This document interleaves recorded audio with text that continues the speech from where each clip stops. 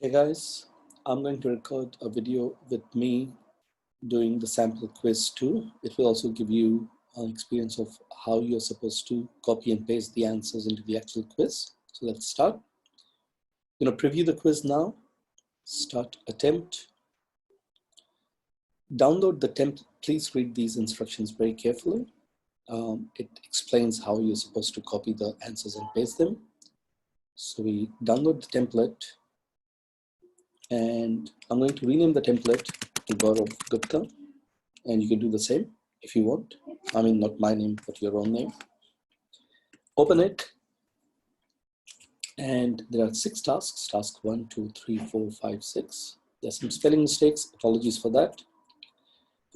Please make sure that you read all the questions very, very carefully. It says that you're supposed to calculate the taxes for each month and each year.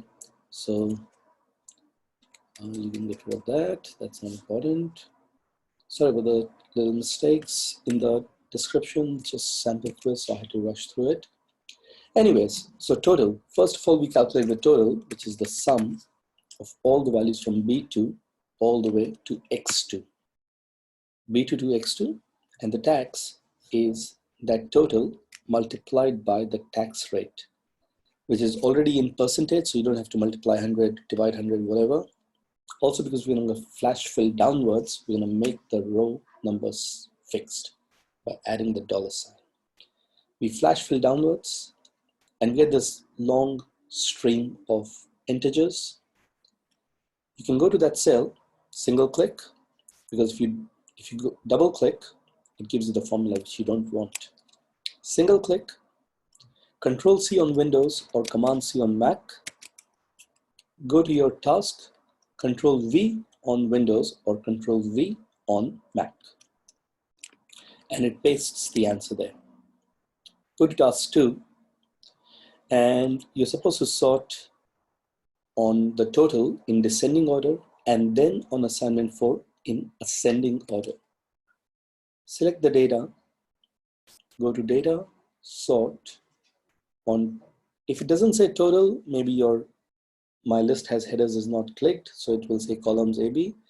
Just click on my list has headers and total, largest to smallest, and then assignment 4, smallest to largest. Click OK. Answer, Control C or Command C, Control V or Command V into the task. Task 3 is to create subtotals for each person and find their highest score. So we select the entire data range, click on subtotal, and what we are trying to find is the highest score. So for every change in participant, we calculate the maximum value and put the summary below data, which I have explicitly mentioned in the question. So please read the questions carefully. Click OK, and you can see maximum score for Amy is 9, Bob is 8, and so on and so forth. Copy this in the task. It goes.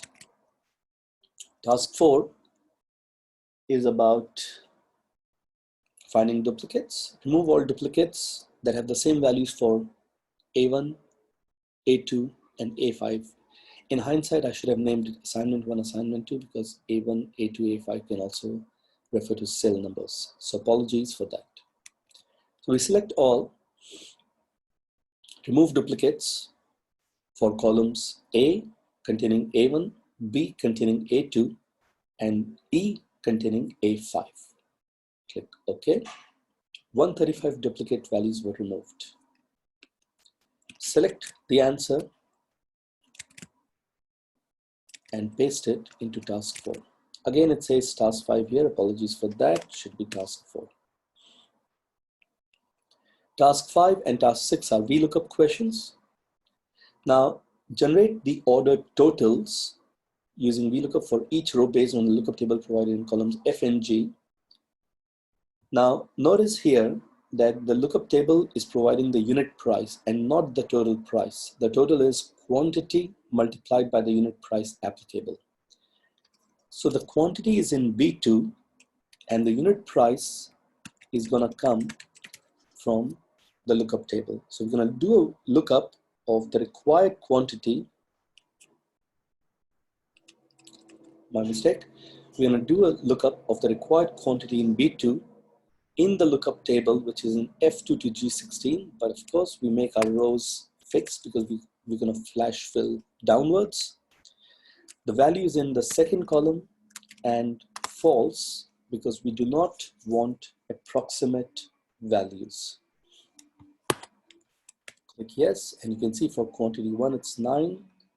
You can also see for quantity 6 it's 48 because the unit price is 8, and so on.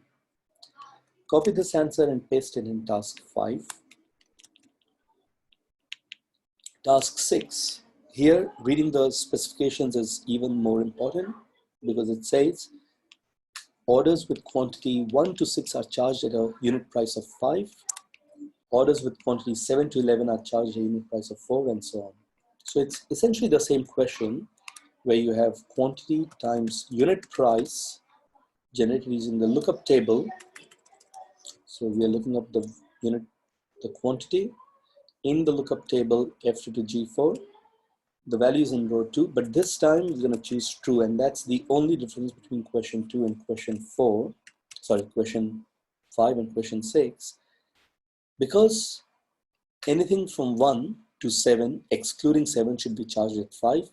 7 to 12, excluding 12, should be charged at 4, and that's why we use the range lookup as true.